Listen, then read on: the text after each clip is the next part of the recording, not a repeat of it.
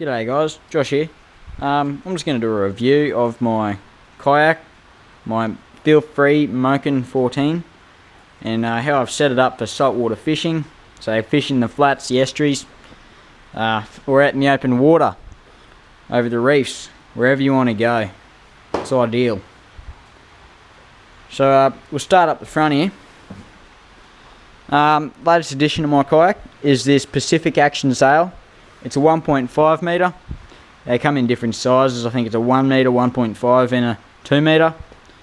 1.5 is fairly ideal for most size kayaks, but unless you've got a really large kayak or a smaller kayak, then you'd go for the other options. But yeah, these things are awesome. Me and James, we took our kayaks out for a spin. He's got one on his Ocean Kayak Prowler 4.3, and there's probably about 7 knots of wind around in the morning, and we were doing a good 3 or 4 knots against the tide with these sails. Yeah, it was absolutely awesome. We were just motoring against that tide, so it's good for the paddling arms, so you don't have to worry about getting tired. Next in line is the centre hatch. Nah, sorry, not the centre hatch, the front hatch. And oh, no, it's unlocked, my bad. She opens up like that. Full seal around that. I've usually got stuff in there, but I've taken everything out at the moment. Usually I just have a container thrown in there with my Railblazer gear and wet weather gear and just my anchor. Just little stuff like that. Doesn't add much weight. Next thing is the centre hatch here. Open him up. Now I've reorganised this more than the last time I did my last review. It was pretty messy and shit, but now it's a lot more neater and a lot, more set out to how you'd need to use things. So basically all I need is my leader, my fish guide, my measurer, Pro Cure's there if I need it. Got some in there, a little first aid kit, just like Panadol, Band-Aids, pawpaw cream, stuff like that for cuts, little stuff. Knot book in case I forget how to tie my knots. And then under that, just slightly the good stuff to take with you. Just got my buff in there. Got some wet ones. They're real good for when you're making an emergency loo trip when you're out in the bush, down the creek. I got some sunscreen in there. Just some zip ties, they come in handy sometimes for your anchor and other things like that. A headlamp for night time.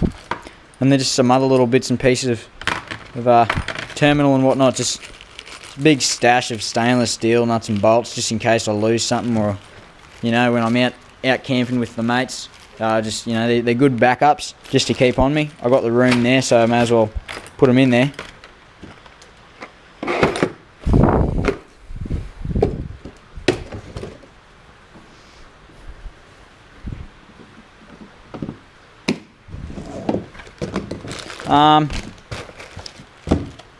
It's got this casting deck. It's real good. You can stand up in it. Very very stable kayak. It's just a bit weak towards the back of it. It needs more support. Like if you can see the whole bottom of the deck flexing there. I'm not sure if you can, but yeah, it flexes quite a bit. But other than that, yeah, it's alright. I don't use it much because I don't go fly fishing or anything like that. But, it's there if I want to stand up and stretch my legs. The toe control rudder, yeah, it's pretty awesome. I like it. Better than sliding my foot up and down like you have to. It's just more comfortable on your foot. Don't have to worry about straps and shit getting in the way. And to adjust them, you just got to lift up this little thing, pull them up. Moves like that, nice and easy peasy. Don't have to worry about messing around with straps once again. It's just makes life a whole lot easier. Got one of my Railblazer starports there. When I get my sounder, it's going to sit on that.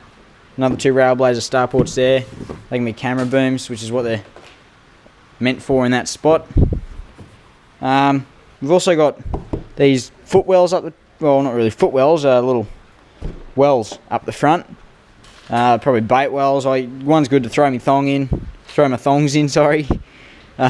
Put my anchor on the other side, or a bit of bait, you know, whatever. Insert, cup holder. Drinks don't really fit in there too well, they fall over, but it's good just to throw your soft plastics, lures and stuff, when you swap them out. You see the ones you've already used. If you're wondering what these tracks are on the side, they're a track port system sort of thing. That uni track, mate. Smart Track, I think it is, yeah, and it's called Smart Track. It's a uni track by Smart Track, sorry. It's very flimsy. I'm not the greatest fan of it, so I don't use it. If you watch my other review, the first one I've done, you'll see I demonstrate how flimsy it is, and the sidewall just flexes up and down.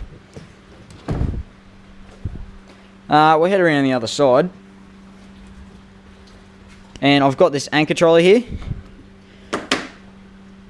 made by James Rowe, Bodie's Warehouse. It's a one-of-a-kind design. Don't know where he came up with it, but nowhere on the internet has anything like this. So he's just got, what's the word? Whatchamacallit there. Bit of bungee. That's all crimped together. Goes through a pulley. Runs the whole length of your kayak, so you get the most use out of it. It's around about $50. Cost me. That's it from Bodie's Warehouse. So if you're after one, just go to Bodie's Warehouse and ask for James and ask for one of his anchor trolleys, and I'm sure he'll do you one up. You just pretty much have to bring the measurement of your kayak and he'll do it. The seat. I was more impressed with it when I first got it than I am now. Like, it's all just... I've had one of these... Where is it? One of the straps here is pulled out of the back of the kayak, as you can. It's supposed to be in down there, if you can see that. And this just pulled off over it, wherever the spot is. It's on there somewhere, but it pulled out. And I've also had to make up these two little clamps here to stop the seat slipping, because then it'd slip and the bottom would come out, and it was just real uncomfortable after a bit. This is for the rudder, make it go up and down. Kind of just pull it out, drops down like that. It's got a spring inside of it, big coil spring. It just kind of wrapped up inside there, one of those ones, the windy up ones, and it just does the works. When you go over a sandbar or you go over some shallow ground, she'll flick up and drop straight back down. Another thing down the back here, this icebox by Ocean Kayak. I do believe, I could be wrong, but 100%, no, we won't go 100%, we'll say 99.999% certain that I'm the only person to own a FeelFree Moken 14 with the Ocean Kayak icebox attached. It is awesome. I just put everything in there, Got a divider here, Sikaflex down there, divides it all so I can put fish on this back side, and that side there's for dry storage, cold food, whatever. It's awesome. I haven't seen anyone with an icebox in a Moken, but like of this type, but I could be wrong. The awesome thing about that icebox is it sits nice and low, so it's even better for it. Got me 4 rod holders, the rod extenders like last time, just to keep the rods out of the water that little bit better. And I still am having troubles with the kayak getting water inside of it. I have absolutely no idea as to where that water's coming in from. I've pulled everything off, double sealed it. I've definitely made sure that it's going to seal underneath that.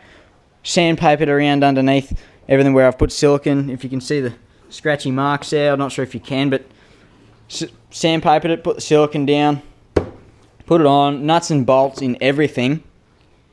I just can't see where it's leaking from. There must be some pinholes in under the bottom or something where it's just letting the water in, but I don't know. It probably can't even be that, because sometimes I'll get home after a camping trip 3 days, kayak sitting in the water the whole time, and there's no water in there, and then it sits at home for 2 weeks, and then all of a sudden there's water in there. I have no idea how it gets in there. I just absolutely gobsmacked. We got the paddle leash things here, the paddle holders, whatever you want to call it. Just kind of little moulded in lip just there. Paddle sort of sits on that, and then a bit of a bungee just comes over and locks into there if I can get it. Like so. That was a bit difficult with one hand. Another 2 drink holders there. You know, they're a bit better because they're a bit deeper, so nothing really falls over. They're a good spot. Footwells are awesome because, see, they're dropped down. They're not the same level as the seating area. Like in the ocean kayaks, James's ocean kayak 4.3 Prowler, it's all the same level. So you get water coming up through your scupper holes, and then you end up with a wet bum. And, you know, I like sitting nice and high and dry. That's what's absolutely awesome about this kayak. Sits high out of the water, handles the raft, handles the swell, mighty fine. Just doesn't like wind because it sits so high out of the water. It's a pain in the ass to paddle when it's windy. So I try to avoid the windy days, but when I'm camping and it gets windy, I get a little upset. Wheel in the keel, as you can see.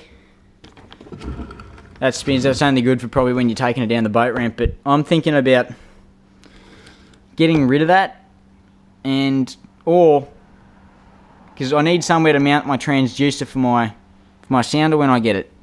There's nowhere to mount it. I can mount it in a scupper hole, but that's dodgy. There's more chance of it getting damaged.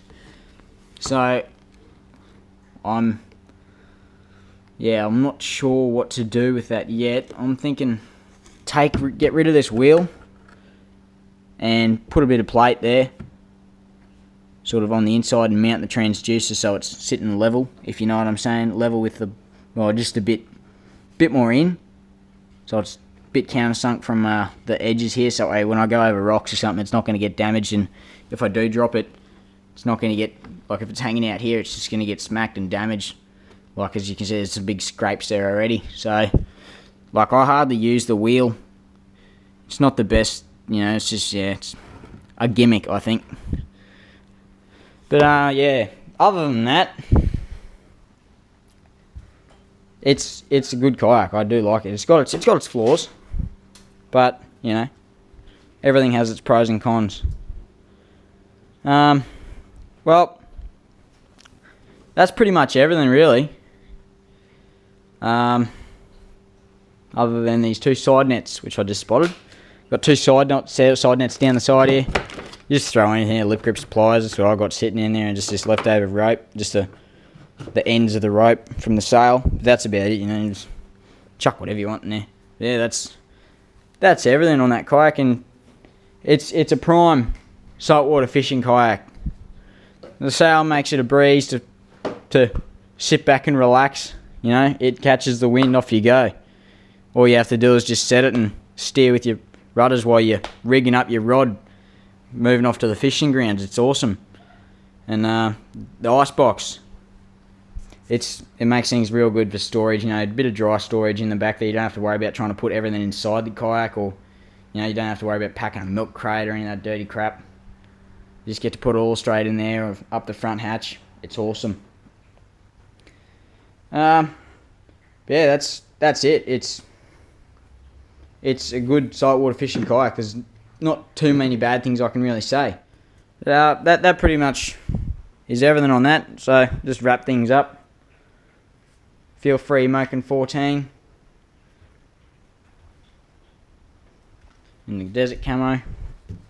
The Pacific Action sail in the 1.5 meter, just if you're wondering. And yeah, subscribe to my channel, guys. That'd be awesome. And yeah, see you later.